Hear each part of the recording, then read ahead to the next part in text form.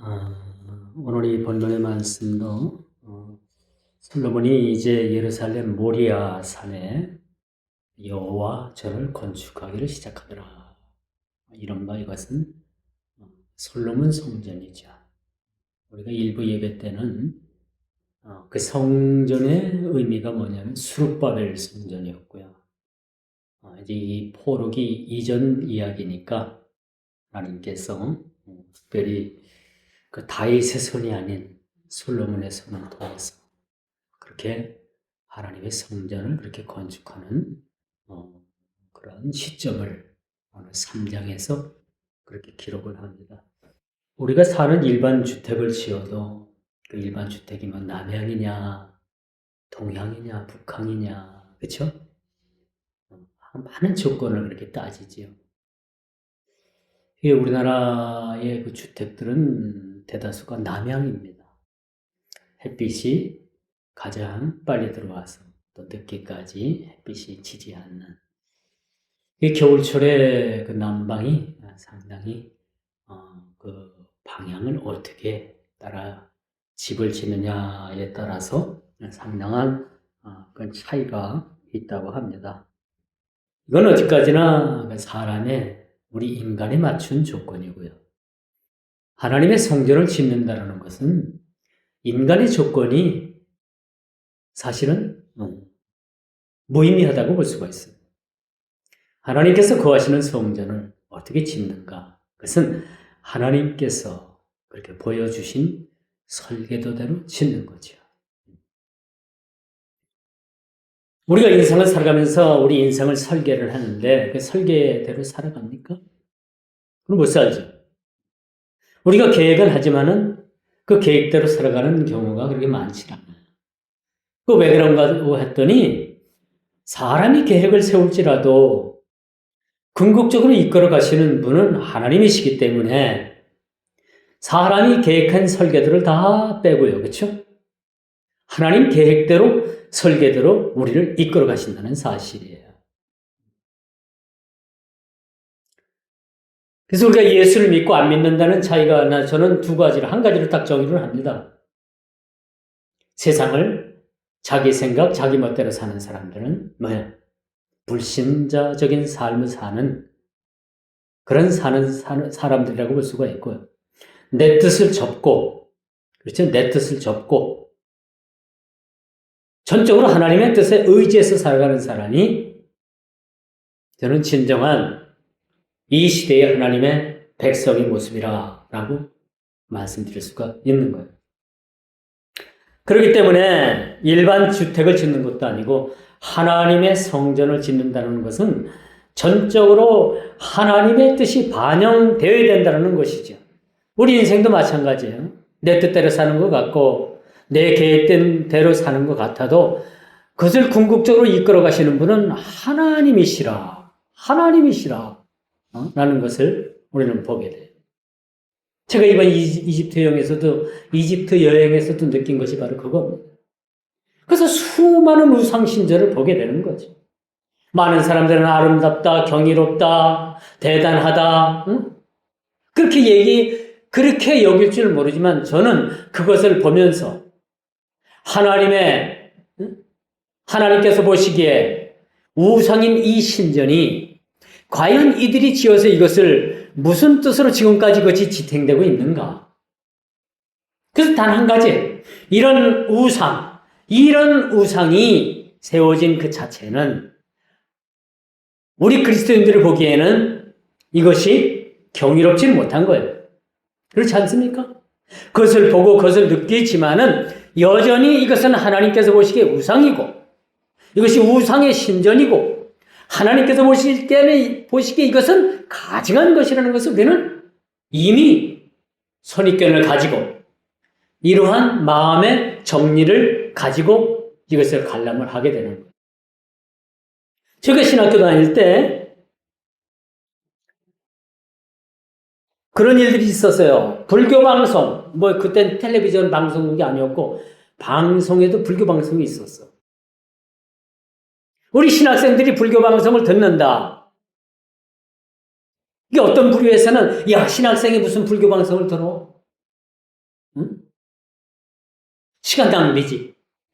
그렇게 생각하고 말하는 신학생들도 있었고. 아니야. 우리가 불교를 알기 위해서는 방송도 한번 들어보고 참작할 만한 것도 있으면 우리가 참작도 하고 그것을 알아야지 우리가 설교도 할 수 있는 건 아니냐. 그것을 알아야지만 우리가 그것이 우상이라는 정의를 내릴 수 있는 것이 아니냐라는 두 부류의 서로 의견 충돌이 있었어요. 의견 충돌이. 여러분들은 어떻게 생각을 합니까? 지금 여러분 신앙에서 불교 그 텔레비전 방송을 보고서 가감 없이 이것을 판단할 수 있겠어요? 판단할 수 있으면 여러분 보시면 됩니다. 그렇죠? 바로 그런 차이예요. 오늘 하나님의 성전을 짓는 일에 하나님께서 모리아 산 위에 성전을 지으라 라고 말씀합니다. 이건 하나님의 명령이었죠. 여러분 이스라엘 땅에 가면은요, 이 모리아 산보다도 더 훌륭한 지형이 얼마든지 많이 있어요. 헤브론 땅 같은 데나 갈릴리를 앞에 두고서 그렇게 펼쳐지는 광경이나 여러 곳에 아름다운 곳이 있었지만 왜 하나님께서 하필이면 이곳에 하나님께서 성전을 지으려고 하시는 거기에는 뜻이 아마 있지 않겠어요? 여러분을 하나님께서 부르시고 이 자리에 여러분들을 초청을 하고 이 자리를 통해서 우리가 예배 드리는 것도 여러분 어떻게 보면 하나님의 깊은 뜻이 여러분 서려 있다라고 말씀드릴 수가 있는 거죠. 우리의 인생을 살아감에 있어서도 하나님께서 우리가 살아가는 그 목적, 또 살아가는 그 어떤 과정, 또 우리가 마지막 종착지인 우리가 도착점 그 목적지까지의 그런 모든 여정을 하나님께서 이미 하나님의 손에 우리를 틀어지고 계시는 거예요. 우리 내일은 우리는 알 수 없어요. 그렇죠? 그래 우리가 장래에 우리가 궁극적인 모든 여정의 과정은 우리는 알고 있습니다. 그게 뭐냐? 하나님께서 우리를 이끌어 가신다는 거죠. 그렇지 않습니까? 이끌어 가시는 우리를 궁극적으로 이끌어 가시는 거죠. 근데 여러분들도 그렇게 반문할 수 있죠. 왜 하나님께서 우리를 이끌어 가시는데 우리 인생이 왜 이 모양 이 꼴입니까? 그렇게 생각하는 분들이 있어요? 그렇게 생각할 수도 있겠죠. 그러나 궁극적으로 하나님께서는 그 목적지까지의 하나님 뜻대로 우리를 이끌어 가신다는 사실을 우리는 알고 믿어야 된다는 거죠. 오늘 본문은 그런 이야기입니다. 건축이 시작되다. 하나님의 성전이 건축이 시작되다. 오늘날 우리 교회들도요, 교회를 짓겠다고 하면 딱 두 부류로 나눕니다.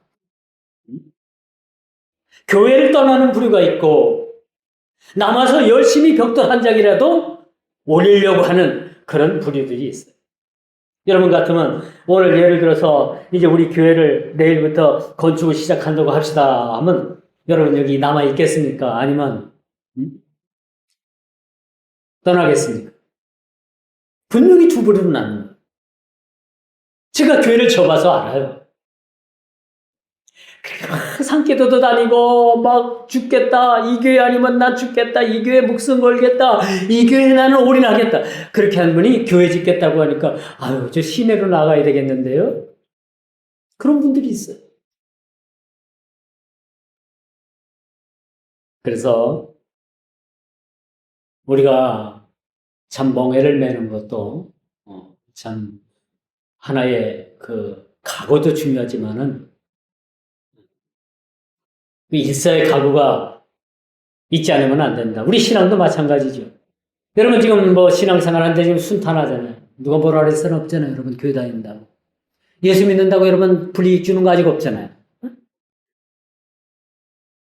그런데 여러분 예수를 믿으면 불이익을 주고 주유소 가서 기름도 못 넣고 시장 마트 가서 마트도 못 보게 하고 다 이것저것 다 끊어버린다면 여러분 다음 주부터 여러분 교회 나올 사람이 있겠어요?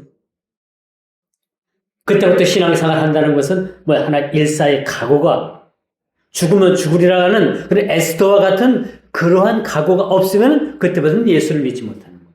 그런 각오가 없다라면 그렇죠? 이게 무엇보다도 이만큼 모든 것이 시작이 중요해요. 시작이. 시작이 중요하다. 솔로몬이 하나님 성전 건축하기를 시작하니라. 창세기 1장 1절에 보면 태초에 하나님이 천지를 창조하시니라. 그렇죠? 지구의 역사가 시작이 되는 거야. 이렇게 시작된 교회 건축은요, 요즘 보면 여러분 교회 건축이 많이 이렇게 막 겉모습을 전부 다 막 크리스탈 유리다 막 장식을 하는 교회들도 있고요. 그렇죠? 어떤 교회들은 막 그냥 세상에 엄청난 그런 디자이너를 동원해가지고 막 교회를 조금 세상적으로 짓는 교회들도 있고, 어떤 교회들은 그래도 교회는 빨간 적벽돌, 아까넨가라고 하죠. 일본 말로 적벽돌, 빨간 벽돌에다가 짓는 그게 진짜 교회지. 그렇게 생각하는 분들도 있어요. 근데 이거는 뭐냐? 좀 알레고리적 해석 같지만 교회의 건축은 세속적인 디자인을 통해서 건축되는 게 아니라는 얘기죠. 세속적인 건축 문화를 교회의 그런 건축에 접목시킬 수는 없다라는 거예요. 제 생각에는요, 교회는 교회다워야 된다. 여러분 그렇게 생각하지 않아요? 교회가 온갖 막 바깥에 막 네온 사인을 달고 무슨 술집 마냥 막 그쵸? 그냥 삐까뻔쩍하면 저는 그게 제 교회 본 모습은 아니라고 봐요. 교회는 누가 봐도 좀 성스럽고 그쵸? 교회는 누가 봐도 좀 점잖고 그런 모습이 여러분 조금 이것이 풍겨나와야 되지 않겠습니까? 그렇잖아요? 우리 예수 믿는 사람들도 마찬가지예요. 격이 있어야 되는 거예요. 예수 믿는 품위가 있어야 되는 거예요, 사실은. 그렇죠? 예수 믿어도 우리가 룰이 있어요, 룰. 그렇죠?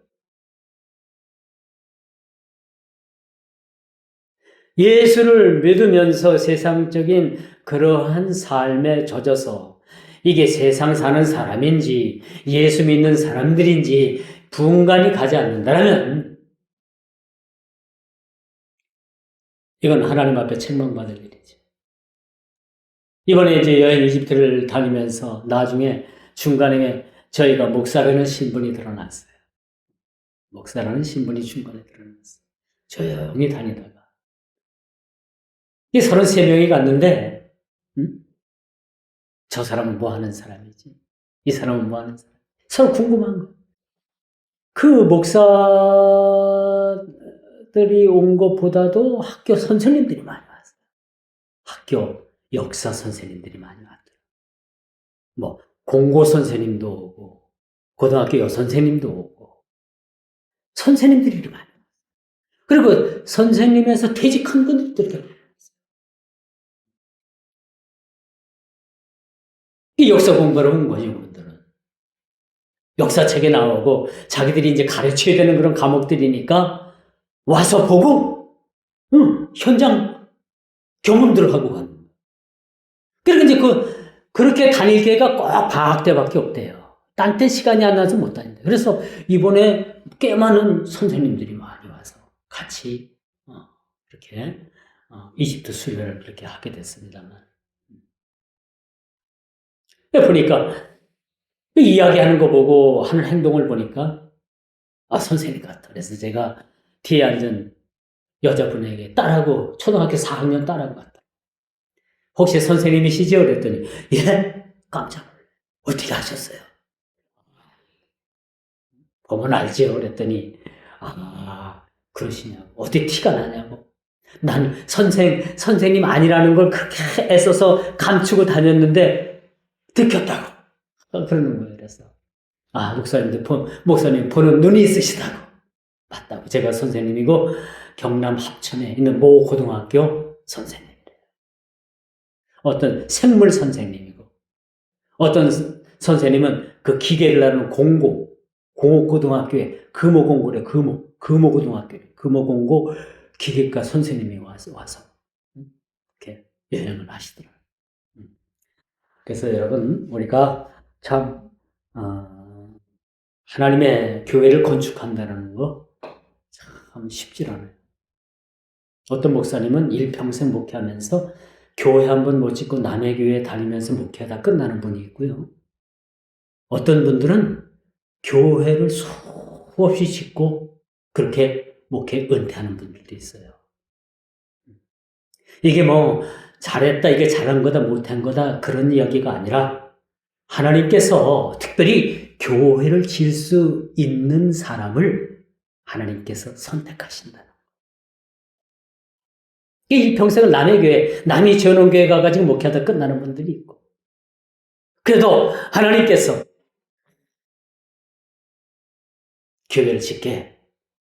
여러분, 교회 지면 얼마나 힘든지 알아요? 신경 쓸 일이 얼마나 많이 있고, 얼마나 많이 신경 써야 되는지 몰라요. 그럼에도 불구하고 하나님께서 교회를 짓게 하신다. 참 중요해요. 저도 시골에서 목회를 하면서 그런 생각이 들어요. 그 시골에서 목회할 때는 그래도 성도들 수가 꽤 있었습니다. 성가대도 있고, 그 중고등학교 대학부로 이루어진 찬양단도 있었고요. 제가 그래도 시골이지만 꽤 괜찮게 목회하다가 왔습니다.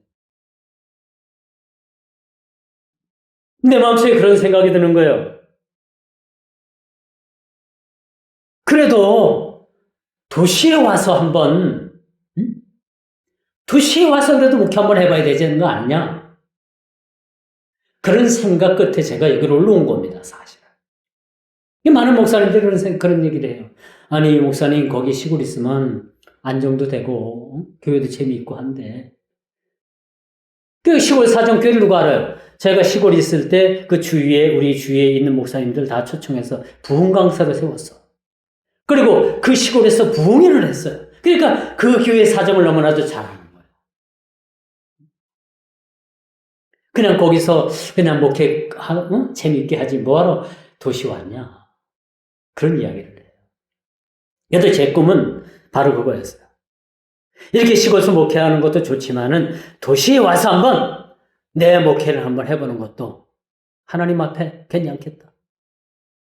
내가 나중에 목회 끝내고 나서 이렇게 안 했으면 얼마나 후회가 될까? 그런 생각도 한번 해봤어요. 그런 생각을 가졌던 적도 사실은 있습니다. 그래서 교회를 어떻게 짓느냐? 과연 몇 석을 짓느냐? 얼마나 크게 짓느냐? 그게 중요한 건 아니에요. 부산에 가면 여러분 풍성한 교회라고 있는데 그 교회가 굉장히 크게 교회를 졌어요. 그 규모가 좌석수가 3,000석이에요. 3,000명이 앉을 수 있는 그런 공간에 교회를 졌단 말이에요. 근데 이 목사님은 3,000석보다도 더 큰 교회를 짓고 싶은 그런 꿈이 있었고 그렇게 하려고 한 거예요. 그래서 하나님 앞에 기도하는데 하나님 내가 몇 석 정도의 크기의 교회를 지어야 되겠습니까? 그러니까 하나님께서 어느 날 감동을 주시는데 응답해 주시는데 얘야 앞으로 한국 교회가 점점점 어려운 시기가 있고 교인들은 빠져나가고 그때 가면 교회를 지탱할 수도 없는 상황까지 온다. 그러니까 너는 여기 3,000석으로 줄여서 지어라. 사실 5,000석을 짓고 싶었다는 거예요. 근데 3,000석으로 지어서 줄여서 지어라. 그런 응답을 받고 실질적으로 3,000석을 딱 지은 거예요. 저는 이게 아름다운 교회라고 봅니다. 하나님의 뜻에 맞춰서 하나님께서 원하시는 뜻에 맞춰서 교회를 짓는 게 저는 이게 참다운 교회라는 생각을 가져봐요. 오늘 모리아산 위에 하나님께서 성전 건축을 시작하게 하신 건요. 이건 전적인 하나님의 은혜입니다. 교회를 짓는다는 것은 하나님의 은혜예요. 교회를 지어 보면요. 여러분 교회에 대해서는 애착이 커지는 거예요. 여러분 교회 짓는데 여러분들이 이 교회를 위해서 일조를 했다면 이 교회에 대해서 평생 여러분들이 죽을 때까지 애착이 있는 거예요. 그리고 뿌듯함이 있고 감사함이 있는 거예요. 그렇지 않겠습니까? 그저 손님 같은 교인 그러면 안 돼. 애착이 있는 교회가 돼야 된다. 그러므로 오늘 모리아산에 하나님의 성전이 건축이 되는 것은 전적으로 하나님의 은혜의 기초 안에 이것이 시작되고 있다라고 말씀드릴 수가 있는 거죠. 그리고 이제 마지막 제가 말씀을 드리면요. 교회는 이렇게 하나님의 통치가 이루어지는 교회가 되어야 된다는 것이 오늘 본문 17절 말씀. 제가 한번 읽어볼게요. 17절 말씀. 그 두 기둥을 성전 앞에 세웠으니 왼쪽에 하나요 오른쪽에 하나라. 그 오른쪽 것은 야긴이라 부르고 왼쪽 것은 보아스라 불렀더라. 이 성전을 짓고서 성전 앞에 기둥에 큰 두 기둥을 세웠는데 야긴과 보아스라는 그런 기둥을 세웠다는 것이지요. 이게 뭘 뜻하느냐? 이 기둥이 뭘 뜻하느냐? 하나님의 통치를 얘기해 줍니다. 하나님의 통치. 굉장히 중요한 겁니다. 보아스와 야긴하는 것은 결국은 이것이 기둥으로 끝나는 것이 아니라 하나님의 통치가 이루어지는 모습을 보여주고 있는 것을 우리가 보게 됩니다. 하나님의 통치를 받는 그러한 성도의 삶. 나의 나된 것은 오로지 하나님의 은혜라는 것을 우리가 고백하고 우리가 깨닫는 삶. 전적인 하나님께 의탁하는 삶. 나를 이끌어 가시는 그런 궁극적인 목적을 위해서 하나님께서 나를 이끌어 가실 때 그것에 대해서 무조건적인 동의, 무조건적인 따름, 이것이 우리에게 매우 중요하다는 사실들을 우리가 보게 되는 거예요. 교회에 우리가 되시는 예수 그리스도의 또 성령이 거하시는 그런 교회. 아무리 모리아 산의 아름다운 성전을 건축하더라도 그곳에 하나님께서 임재하시지 않으면 건물로 끝나는 거예요. 이 교회가 아무리 아름답고 아무리 리모델링을 통해서 여러분 돈을 많이 들였어도 하나님의 성령의 임재가 없다면 이 교회는 그저 죽은 교회입니다. 사대교회 같은 그런 죽은 교회가 되는 거예요. 라오디게아 교회가 같은 그런 하나님께서 토해내시는 교회가 될 수밖에 없는 거예요. 빌라델비아와 같은 교회, 소문화와 같은 교회, 이런 교회가 되는 교회가 진짜 교회라는 사실들을 믿으시기를 주의 이름으로 축복하는 말씀을 맺도록 하겠습니다. 기도합니다.